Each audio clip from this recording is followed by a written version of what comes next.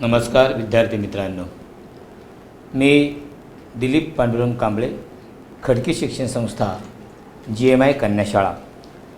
विद्यार्थी मित्रांनो, आपण इयत्ता 10वीच्या इतिहास आणि राज्यशास्त्रामधील अनेक प्रकरणांचा अभ्यास केला. राज्यशास्त्रामधील आज आपण शेवटचं म्हणजेच 5वं प्रकरण आहे, भारतीय लोकशाहीसमोरील आव्हाने. या प्रकरणाचा आज आपण अभ्यास करत आहोत. तत्पूर्वी आपण राज्यशास्त्रात संविधानाची वाटचाल याची माहिती घेत असताना निवडणूक प्रक्रिया, राजकीय पक्ष, सामाजिक आणि राजकीय चळवळी आपण पाहिल्या. आज आपण या 5व्या प्रकरणाला सुरुवात करतोय, भारतीय लोकशाहीसमोरील आव्हाने. विद्यार्थी मित्रांनो, संपूर्ण जगामध्ये जवळजवळ 2/3 देशांनी लोकशाही स्वीकारलेली आहे.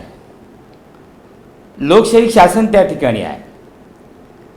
आणि लोकशाही म्हणजे काय, तर लोकांचं राज्य.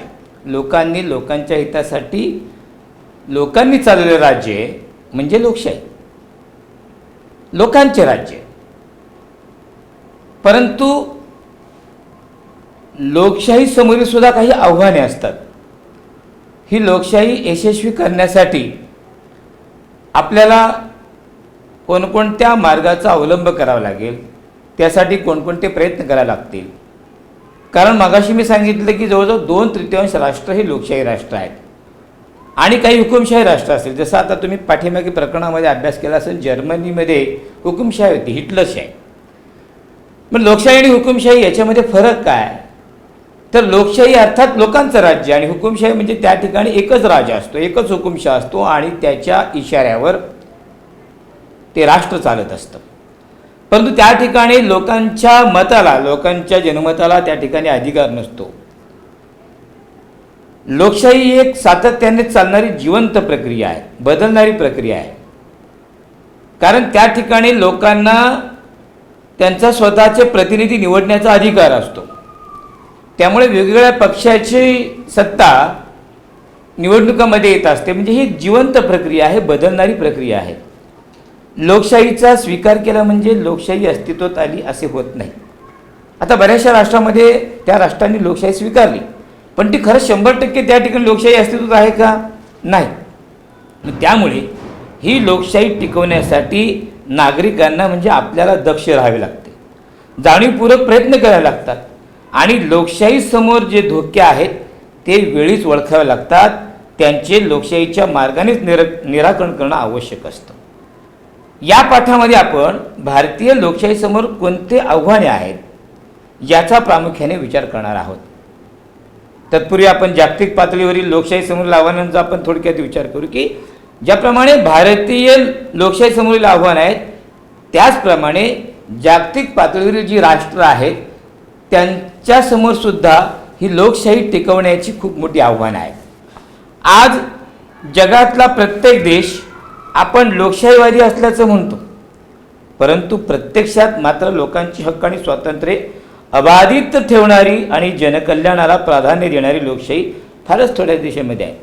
जगामधले अनेक राष्ट्र म्हणतात की आमचं राष्ट्र लोकशाही आहे, परंतु खरंच त्या ठिकाणी लोकांची हक्क आणि स्वातंत्र्य अबाधित आहे का, ती लोकशाही जनकल्याणाला प्राधान्य देणारी आहे का, तर ती फार थोड्या देशामध्ये आहे असं आपल्या लक्षात येईल. लष्करी राजवटींचा मोठा धोका लोकशाहीसमोर आहे. त्यामुळे जागतिक पातळीवर खऱ्या लोकशाहीचा प्रसार होणे आणि प्रत्यक्ष देशात तिचा अवलंब हे लोकशाहीसमोरील मोठे आव्हान आहे. म्हणजे की बऱ्याचशा राष्ट्रामध्ये लष्करी राजवट आहे. म्हणजे आपण पाहिलं असेल की ब्रह्मदेश, बांगलादेश, पाकिस्तान यासारख्या देशामध्ये आपण लष्करी राजवट अनुभवली असेल की त्या ठिकाणी संपूर्ण सत्ता ही लष्कराची असते.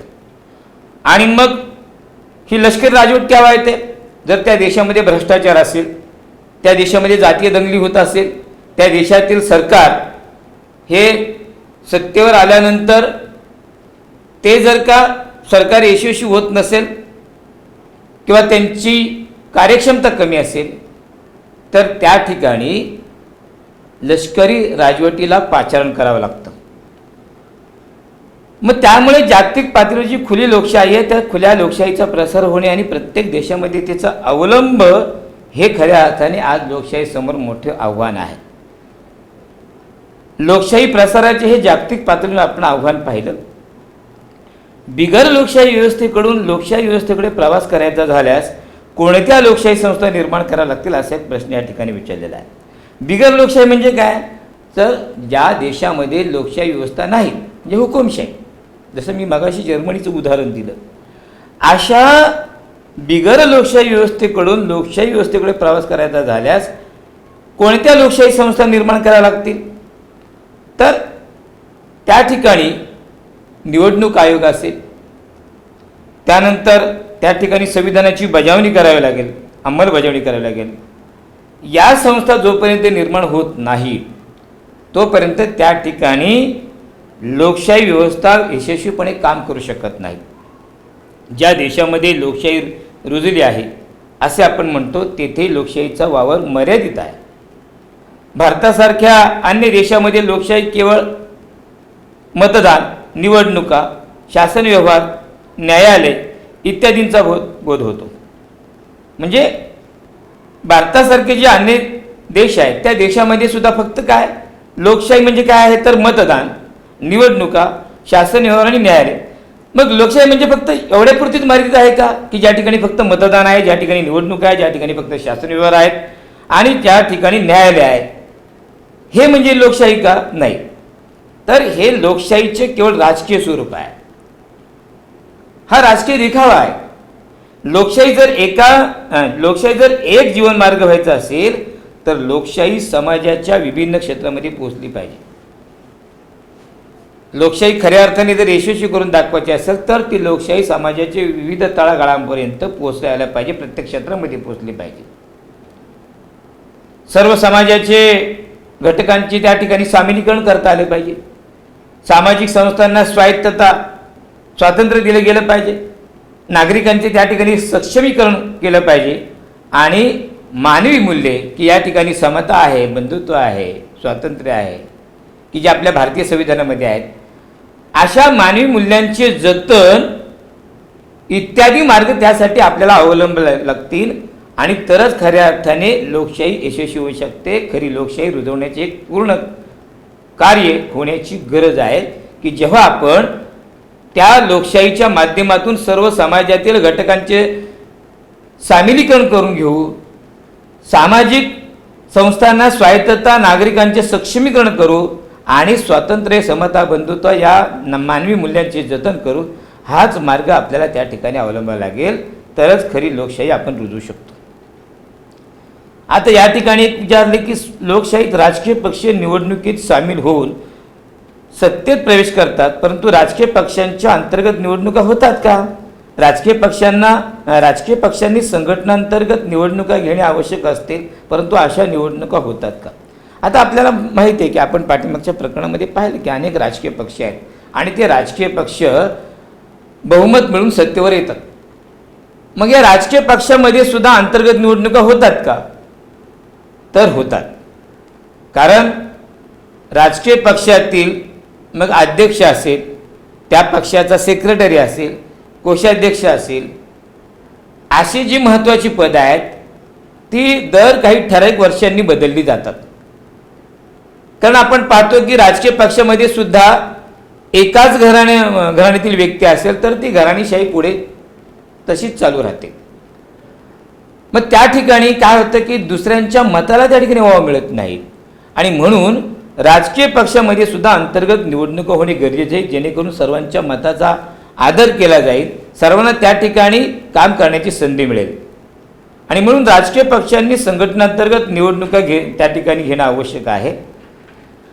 आता या ठिकाणी विचारले की मला पडलेले प्रश्न, चीनने आर्थिक सुधारणा स्वीकारल्या, जागतिक व्यापार संघटनेचे सदस्यत्व स्वीकारलेलं आहे, परंतु तिथे एकाच पक्षाचे वर्चस्व कसे असू शकते? चीन हे लोकशाही राष्ट्र आहे का?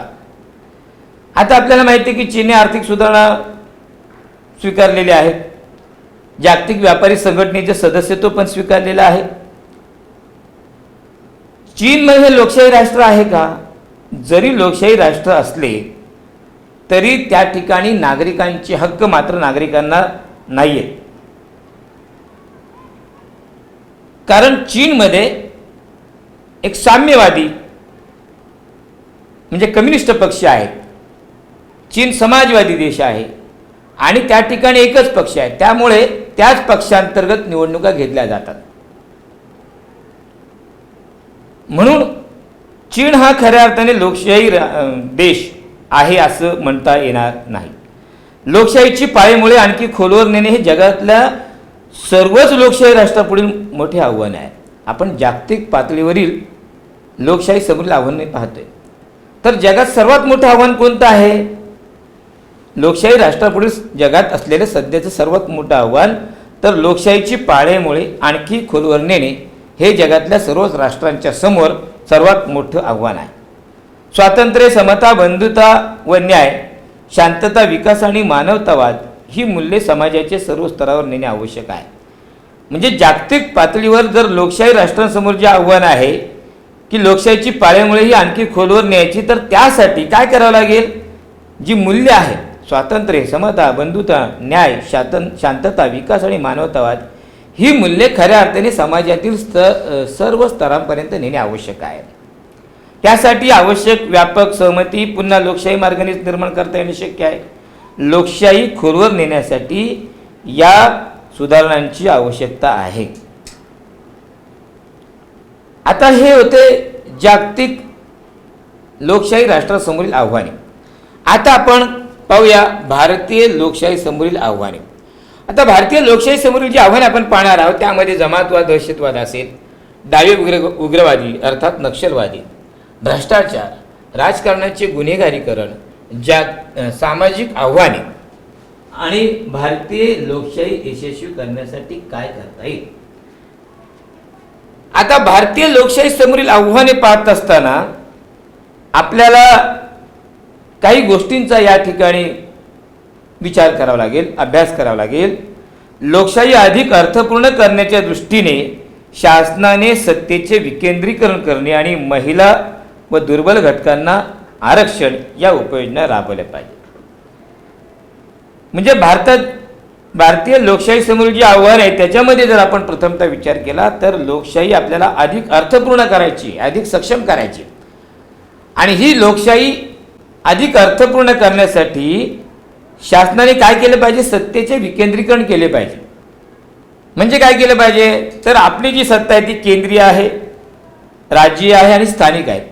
अशा या संस्थामार्फत या सत्तेचं विकेंद्रीकरण केलं पाहिजे. केंद्रीय, राज्य, स्थानिक. आणि महिला व दुर्बल घटक जे आहेत की जे अनेक सोयी सुविधांपासून वंचित आहेत, ज्यांचा खऱ्या अर्थाने सर्वांगीण विकास झालेला नाही, सामाजिक, सांस्कृतिक, शैक्षणिक, अशा काही दुर्बल घटकांना आणि महिलांना आरक्षण दिलं पाहिजे, उपाययोजना राबवल्या पाहिजेत. तरच खऱ्या अर्थाने लोकशाही ही अधिक अर्थपूर्ण होऊ शकते. परंतु काय होतं की त्यातून नागरिकांच्या हाती खरी सत्ता आली का याही प्रश्नाचा विचार आवश्यक आहे.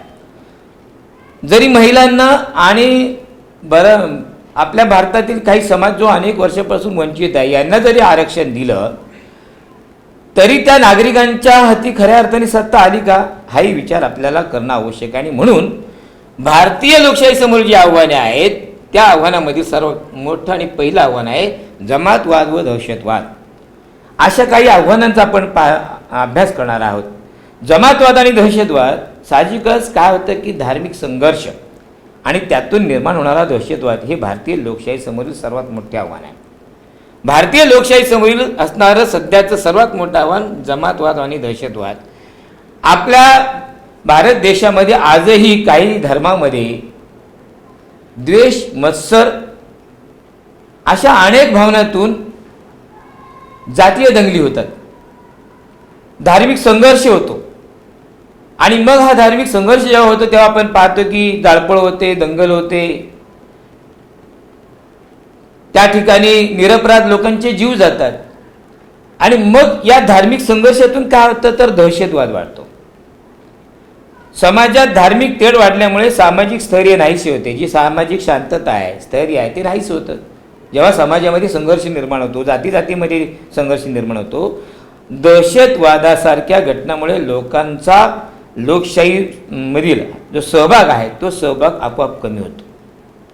म्हणजे काय होतं, का कमी होत असेल मग? कारण जेव्हा हा जातीयवाद होतो, जातीय दंगली होतात, तेव्हा त्या जातीय दंगलीमधून लोकांच्या मनामध्ये एक भीती निर्माण होते आणि म्हणून या दहशतवादामुळे लोकांचा लोकशाहीमधील सहभाग आपोआप कमी होतो. पुढचं जे भारतीय लोकशाही समोरील आव्हान आहे ते म्हणजे डावे उग्रवादी अर्थात नक्षलवादी.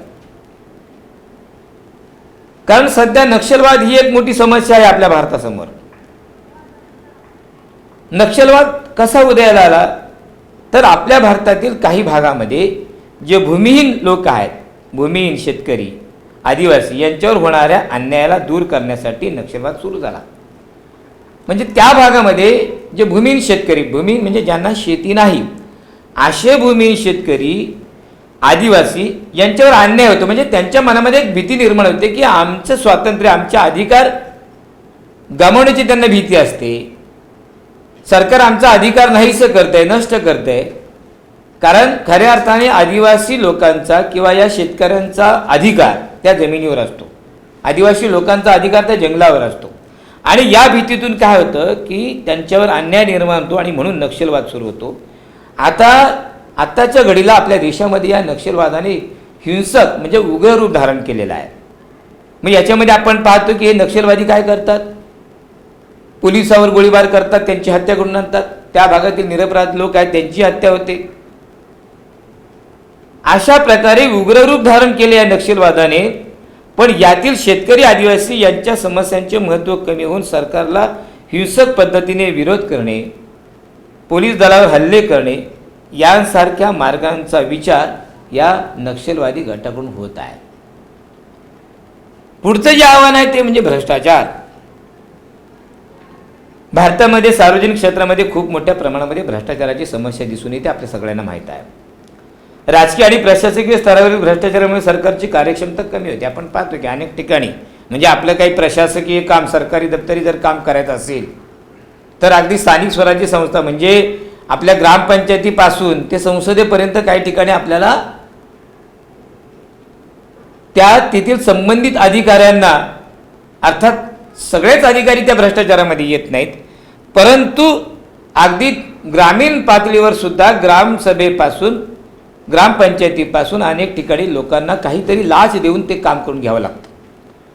किंवा आपण पाहतो की अनेक ठिकाणी पूल पडतात, रस्ते उखडले जातात, इमारती काही 2 वर्षामध्येच पडतात.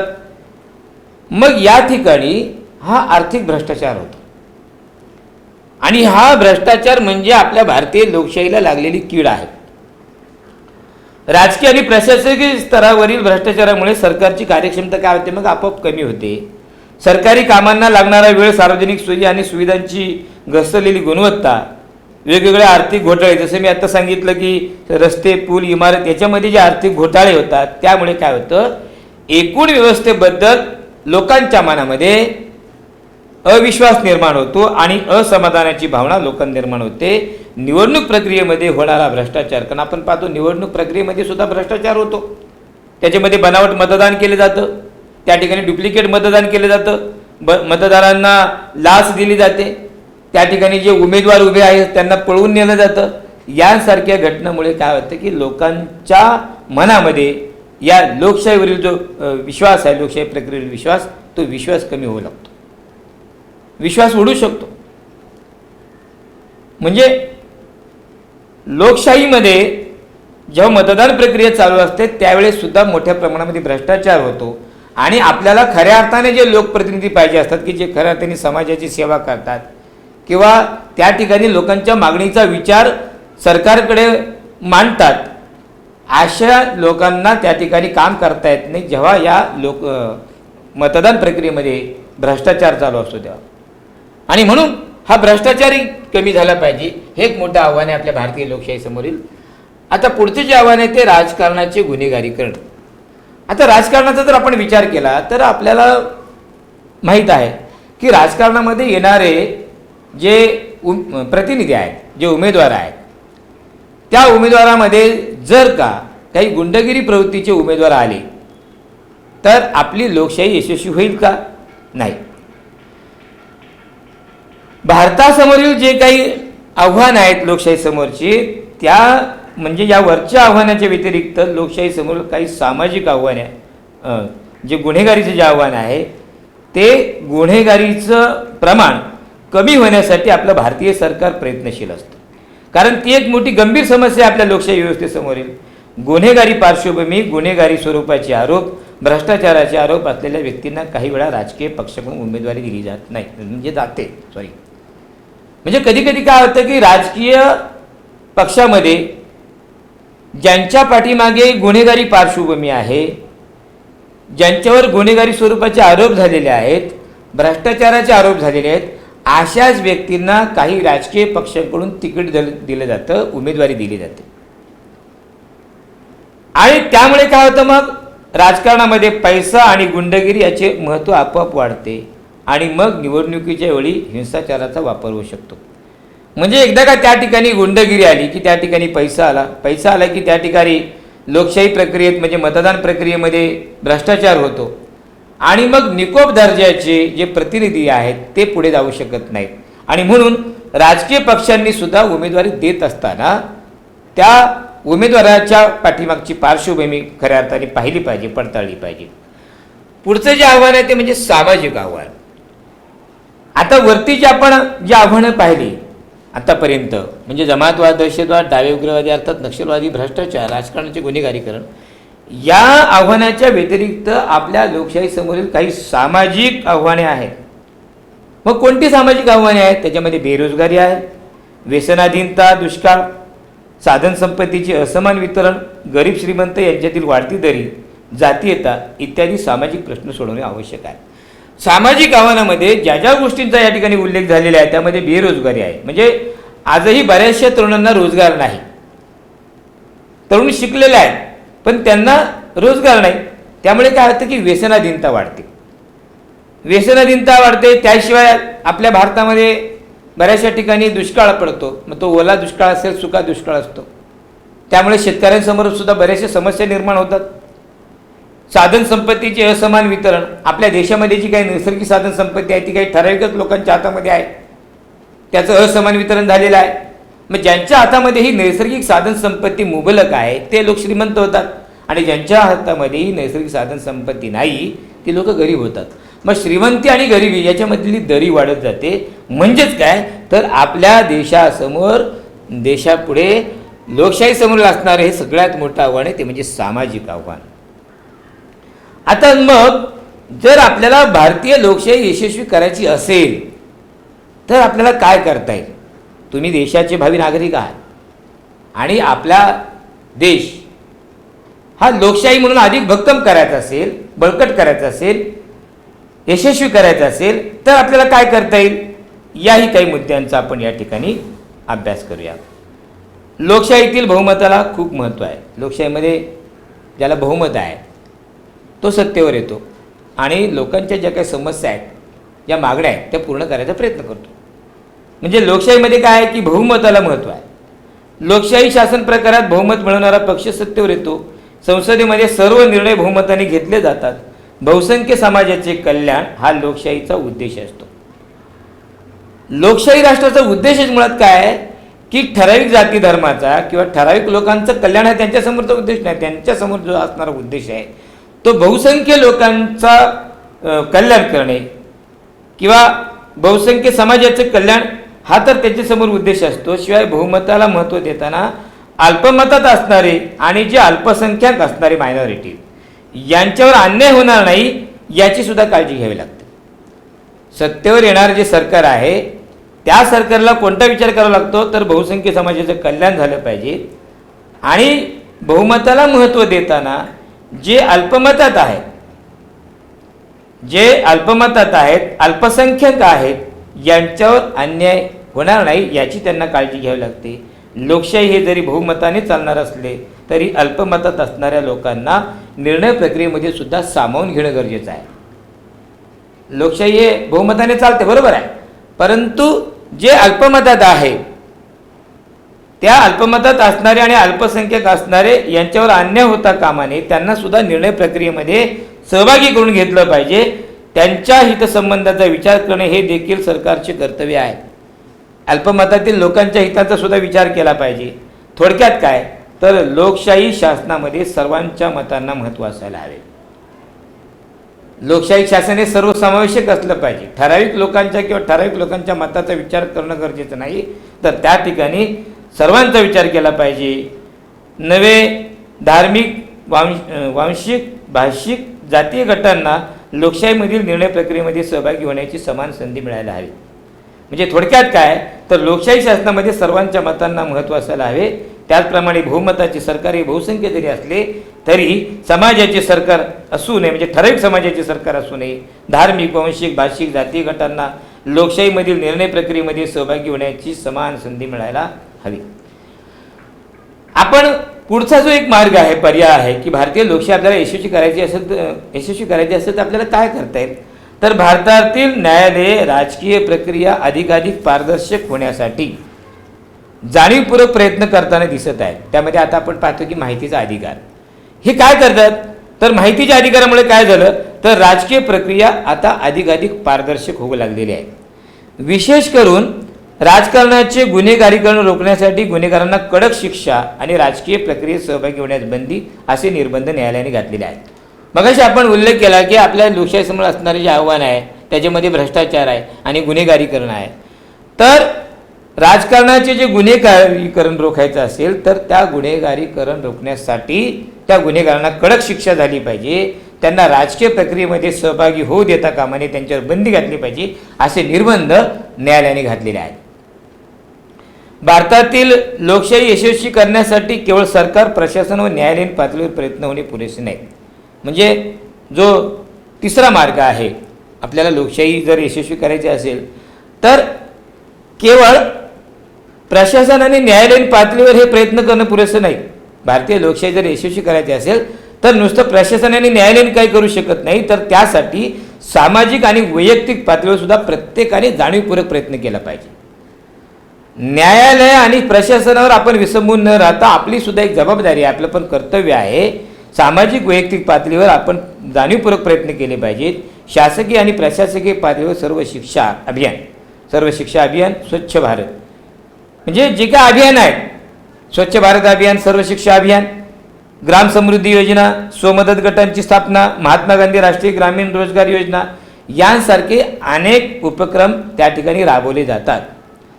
स्त्रियांचे राजकीय प्रतिनिधित्व वाढवण्यासाठी आपण पाहतो की स्त्रियांना स्थानिक शासन संस्थेमध्ये 50% जागा राखीव आहेत. आज आपण स्थानिक म्हणजे अगदी ग्रामपंचायत असू द्या, महानगरपालिका असू द्या,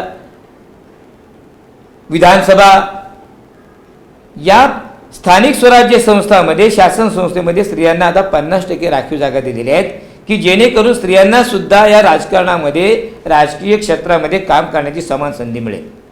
चौथा जो पर्याय आहे, भारतातील लोकशाही यशस्वी व्हायला हवी असेल, भारतातील लोकशाही यशस्वी जर व्हायची असेल तर सर्वच पातळ्यावर नागरिकांचा सहभाग वाढला पाहिजे. मग विशेषतः शासन व्यवहारांच्या पातळीवर तो वाढल्यास सार्वजनिक धोरणांचे स्वरूप बदलते, संवादातून त्याची निर्मिती होऊ शकते. सत्तेवर न येऊ शकलेल्यांबरोबरही देवाणघेवाण असणे लोकशाहीच्या हितासाठी आवश्यक आहे. म्हणजे लोकशाहीच्या यशासाठी या गोष्टी होणं अत्यंत गरजेचं आहे. म्हणजे सत्तेवर जरी कोण येऊ शकलं नाही, जो पक्ष सत्तेवर येत नाही त्यांच्याशी सुद्धा विचारांची देवाणघेवाण झाली पाहिजे. शासन व्यवहारांच्या पातळीवर जर नागरिकांचा सहभाग वाढला तर सार्वजनिक धोरणांचे स्वरूप बदलू शकते आणि या सर्व मार्गाने आपल्याला आपली भारतीय लोकशाही यशस्वी करता येईल, बळकट करता येईल. समता, स्वातंत्र्य, सामाजिक न्याय, धर्मनिरपेक्षता आपल्या वैयक्तिक जीवनातही या मूल्यांचा आदर आपण जोपासायला पाहिजे, जोपासना करायला पाहिजे. आपण देशाचे एक जबाबदार नागरिक आहात.